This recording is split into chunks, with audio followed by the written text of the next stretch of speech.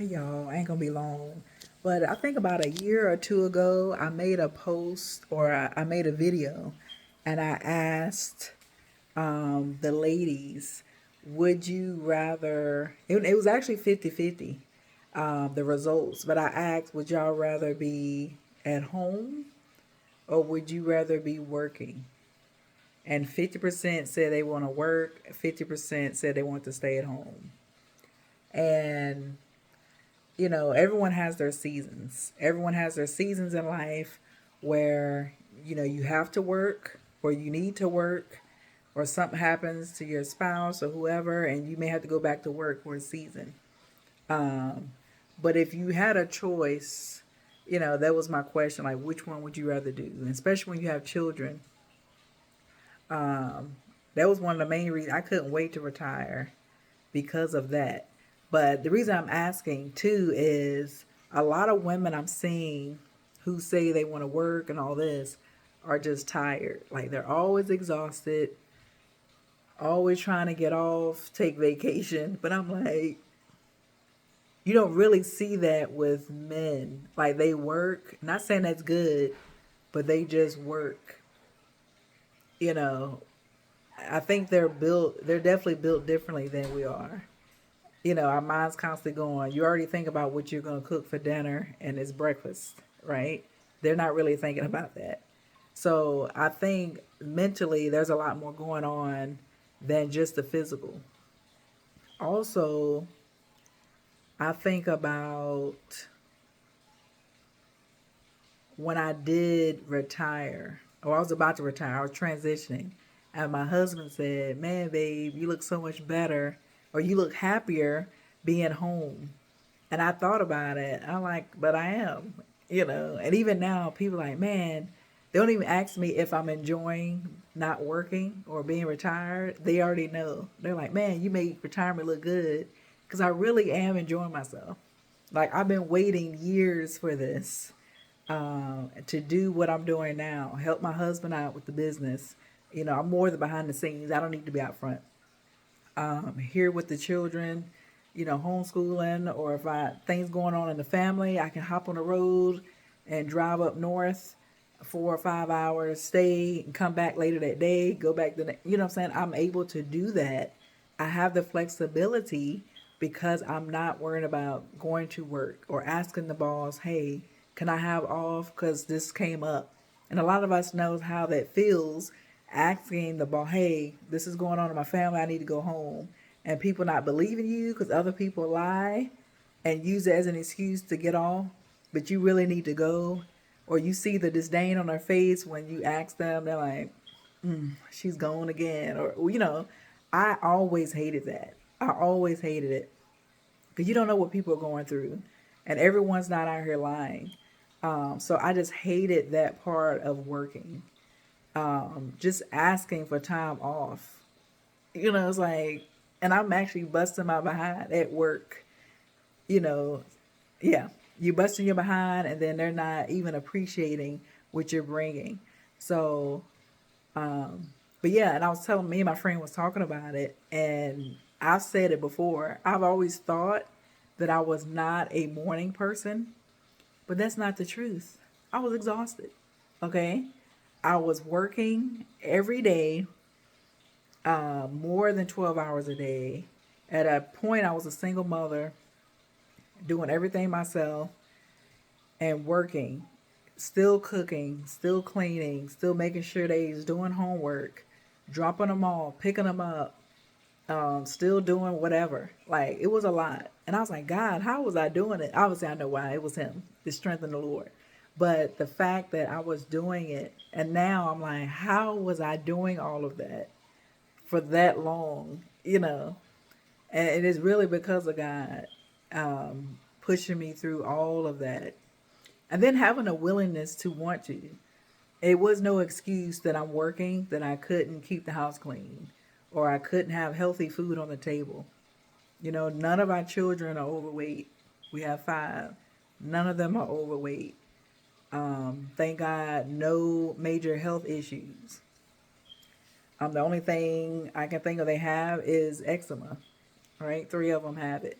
And one is here. He's under my influence, and he doesn't have any flare-ups anymore, just because of what I feed him and what I put on his skin.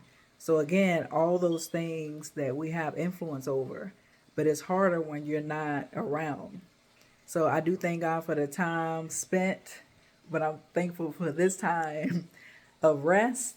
But I also feel like I'm busier because I'm catching up on things that I wanted to do, but it's not an exhausted kind, if that makes sense. I feel like this is something I should have been doing the whole time. I just wasn't in the space to do it. So yeah. Oh, I was back to the people thing. It ain't that I was not morning person. It wasn't that I wasn't a morning person. It was the thought of everything I had to do. And it was the thought of going to a job where people didn't really appreciate you. Or you knew you was gonna have that one or two people that you had to just fake it around. Not really fake it, but just kind of let them do what they do so you can get your work done. And then coming home and doing everything that is expected of you because it needs to happen. And then getting up doing that again because I didn't really enjoy where I was going because of the people. And then at that point, it took me a while, but I had to change my mindset. Like, hey, I'm going in here with these people or these situations, but what can I grab that's positive? I know it's at least two people there that I can cut up with and laugh that'll make the day go by. Even though I still got those over here, what can I pick out of the day? Also, lunchtime for me, we're supposed to get an hour and a half, but it depends. I would look forward to lunchtime so I could talk to my husband on the phone or listen to a podcast or just get some alone time. I never really got to take a nap, but I would just listen to something or a sermon that would get me through the rest of the day or get some inspiration. And yeah, just find those little things like little milestones in the day to look forward to just get me through. And then based off the jobs I had, a lot of it was the other people, right? Like I was an instructor for most of my career. Every class is different. So every class has a different vibe to it. So you just feed off of that, and then you learn something from each person that you come in contact with. So I always look forward to, okay, what am I going to learn this time? Who am I going to run into? Whose lives are you going to affect this time? So again, just trying to be positive. I'm not necessarily into positive thinking, so don't go there. But I'm saying you have to train your mind to think differently to help you, because you don't want to be this disgruntled person at work always complaining. Even though you're a believer or a follower of Christ, it's like, okay, I'm in this environment, I'm in the world, but I'm not of it. So what can I do differently to change the atmosphere? And the dogs are here. What is it, buddy? Hey, buddy. Oh God, he's jealous. Oh no, let me get him. So yeah, I just wanted to share that, y'all. But again, I realized that it's not that I'm not a morning person. That wasn't the case at all. And then I thought I really didn't like people for a while because there's so many people that weren't genuine. And I was like, man, I don't like being around people. I don't like people like that. So, but that wasn't the case. And again, it was just changing my thinking on how I view people. And then I started thinking, why are they even responding this way? And I haven't done anything. You start looking at them, not as the person, but the spirit. Like, okay, where did this come from? Why are they responding this way? Why are they always angry? Why are they always whatever? And I always ended up around the people that nobody really cared for, but we always got close at work. And then other people would come around and be like, oh, they're not that bad. Really? I mean, because everybody wants, I ain't gonna say wants, but they need to be loved in whatever way that is. So sometimes you have to get past the things that annoy you. And what exactly does this person need?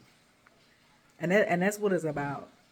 Because I've told many people, you were annoying to me at first. You got on my nerves. But when you start listening to them, you're like, oh, that's why. Okay, I can see why they're like that. Or why they think this way. So again, we're here for a reason, and take all your interactions and be intentional about it, and try to encourage others, even if you don't really care for them. All right, you don't know what people need, and that in turn affects their families. When you just that little sprinkle of encouragement, because it's easy to discourage someone, but how easy is it to encourage when you don't feel like it? I don't know why I went that route, but I just wanted to share that. I started talking about working versus not, but I realized for me in that season, this is where I need to be, and I flourish more in it. I'm able to give back and give to more people when I am rested and I am actually joyful and not resentful about what I'm about to do and how I'm going to do it. So hopefully that bless someone. And yeah, again, stop comparing. Whatever works for you. But as soon as you realize this something's not right, I have no peace with this, then try to, Lord, what do you want me to do? What boys? What moves do I need to make that are different? That's gonna get me in that space. And a lot of it really is mindset. Some stuff you just gonna have to go through, and you gotta change your mindset about it and get through it. But yeah, but I love you guys. Again, I'm going to be coming on here. I'm going to try to do some lives. But as it's on my heart to speak about something, I will. I'm not a fan of just putting something out. Oh, I didn't do that in a while. Let me put something out. I'm not that person. So if I feel something, then I will be, you know, I try to do it as I'm being led to do it. Even if I don't want to. I'm like, why am I talking about this? But I'll do it anyway. All right. But I love you guys, and I will see y'all or talk to you soon. All right.